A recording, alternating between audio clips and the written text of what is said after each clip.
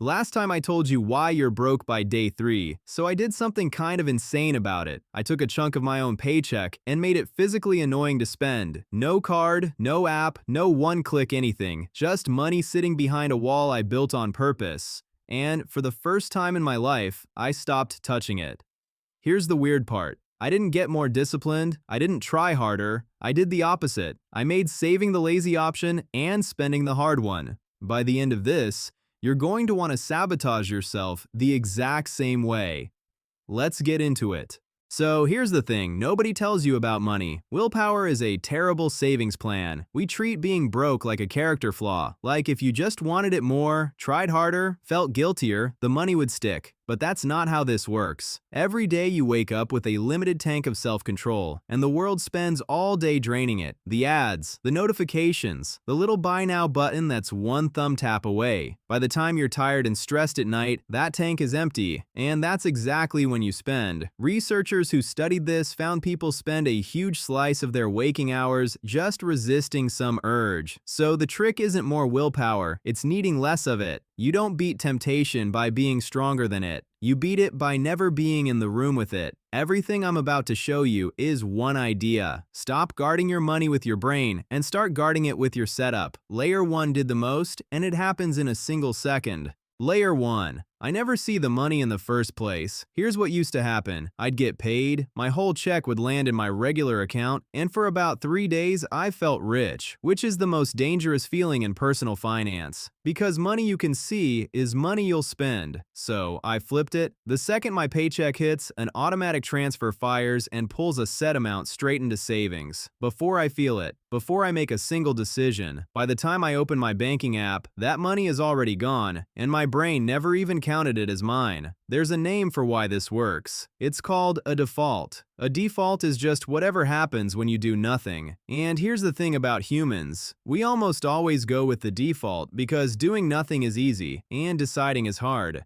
Companies use this against you constantly. The pre-checked box, the auto-renewal, the plan that quietly upgrades itself. I just took that same weapon and pointed it at my own savings. When companies started automatically enrolling people into retirement savings instead of making them sign up, the share of people saving jumped from around 4 in 10 to almost 9 in 10. Same people, same paychecks. The only thing that changed was the default. Now doing nothing makes me richer. But automating the money was only step 1, because saved money isn't safe money. It's still one tap away from being unsaved. That's the problem I fixed next. So now the money moves automatically, but it was landing in an account I could still raid in about 4 seconds. Same app, same login, a transfer button sitting right there, whispering at me. So I gave that money somewhere annoying to live. I opened a second account at a completely separate place with no debit card attached. I didn't put the app on my home screen. I didn't even save the login. If I want that money, I have to log in from scratch, start the transfer, and sit through a couple of business days before it shows up.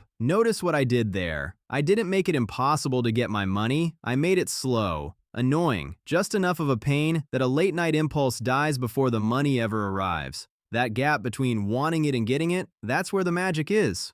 There's an old story people love for this. A sailor wanted to hear a song so beautiful, it made men lose their minds and jump overboard. So before it started, he had his crew tie him to the mast. He didn't trust future him, he locked present him into the decision. Economists call that a commitment device. You make a choice now that protects you from the dumber, more impulsive version of you later. That second account is my mast. I'm tied to it on purpose. And I did one more petty thing to that account. I gave it a name. Not savings, an actual job, the specific thing I'm saving for. Because here's a quirk in how our brains handle money. We don't treat all dollars the same. A dollar labeled rent feels untouchable. A dollar just sitting there feels like fair game. That's called mental accounting, and usually it trips people up. But you can flip it on yourself.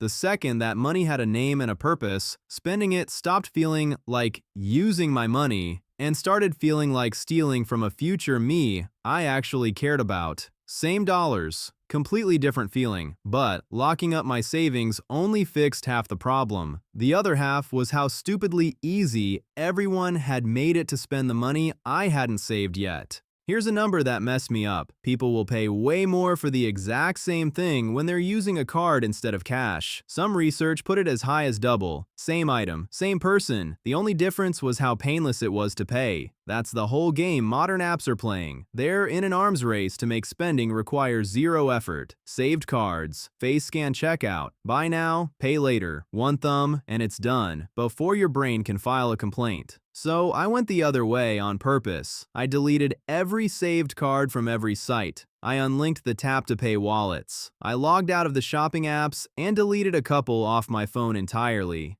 Now when I want to buy something online, I have to get up, find my actual wallet, and type in 16 digits by hand. Sounds tiny. It's not, because in the 10 seconds that takes, the spell breaks. Half the time I just go, you know what? I don't even want this. This is the principle nobody wants to hear. Friction beats willpower. Every single time, you are not going to out-discipline a button designed by a team whose entire job is to make you press it. So, you don't fight the button, you delete the button. Every extra step between you and a purchase is a tiny checkpoint where the impulse can die. And I stacked as many checkpoints as I could, but then I realized I was still playing defense. Every one of those checkpoints only kicks in after I already want the thing, so I went upstream and started killing the wanting itself. I unsubscribed from every marketing email, turned off every shopping notification, dragged the shopping apps off my home screen into a folder on the last page where I'd never see them by accident. Because most impulse buys don't start with you deciding to buy something, they start with a trigger, an email, a banner, a little red dot that plants the idea before you even knew you had it. Psychologists call those triggers cues, and every cue you delete is a purchase that never even gets the chance to start. There's no temptation to resist if the thought never shows up, but some impulses are strong enough to punch through. So I built one last layer, and it's the simplest one of all. Layer 4, the waiting rule. For anything over a set amount, pick your own number. Mine's not high. I'm not allowed to buy it the same day I want it. That's it. I want it, it goes on a list, and it has to sit there for 3 days. If I still want it after 3 days,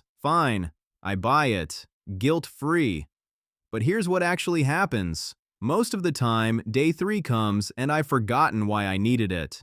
The thing that felt urgent on Monday looks kind of dumb by Thursday. Because when you want something badly, you're in what psychologists call a hot state. Your heart's racing, the thing feels like a need, and future consequences basically don't exist. But that version of you is a stranger. Cold, calm, 3 days later, you would make a totally different call. The problem is, hot you is the one holding the card. There's a name for the gap between those two versions of you. It's the hot-cold empathy gap. When you're calm, you can't imagine how strong the craving gets. And when you're craving, you can't imagine ever being calm again. The waiting rule is just a bridge between them. It parks the decision until hot you cools off and cold you gets to vote. I'm not relying on being strong in the moment. I'm buying time so the moment passes, and the moment always passes. That was the last piece.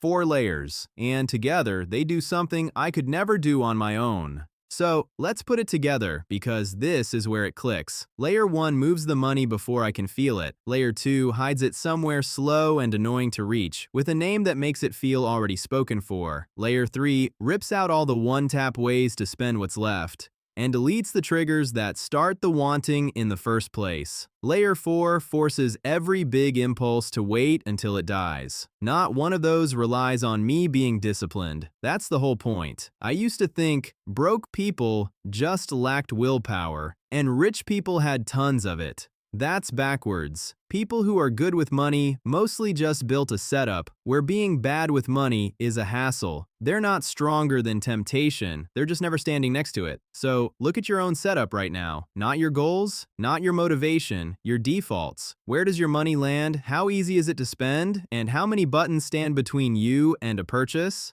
That setup is making your decisions for you whether you notice or not. You can let it work against you, like mine used to, or you can spend one afternoon turning it into a wall. Your money should be behind glass, right there where you can see it growing, but just annoying enough to reach that lazy, you leaves it alone. That's the game. If this made you want to go sabotage your own bank account tonight, hit subscribe because that's the whole channel. The money moves nobody teaches you that quietly change everything, and I want to hear yours. Drop a comment and tell me the one barrier you've put between yourself and your money that actually worked. Doesn't matter how petty, I'll start. I froze a card in a literal block of ice in my freezer once, so I'd have to wait for it to thaw before I could use it. Worked embarrassingly well. See you in the next one.